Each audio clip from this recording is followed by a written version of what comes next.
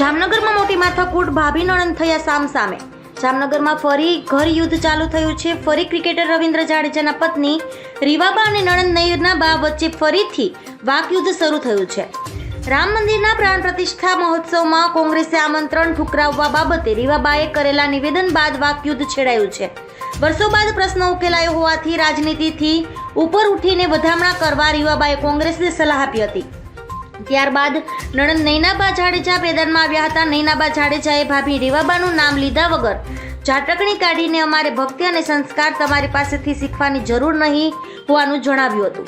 તેમણે કહ્યું હતું કે તમે છોટી કાશીમાં રહો છો પણ તમારામાં સંસ્કાર નથી તેવું નિવેદન કરીને શંકરાચાર્ય સહિતનાઓને બહિષ્કાર કર્યો હોવાનું જણાવ્યું હતું। ભાભી રીવાબા અને નણંદ નયનાબા વચ્ચે ફરીથી વાકયુદ્ધ છેડાતા મામલો ભારે ચર્ચાસ્પદ બન્યો છે। નણંદ ભાભીના વાકયુદ્ધથી જામનગરનું રાજકારણ પણ ગરમાયું છે। ધન્યવાદ।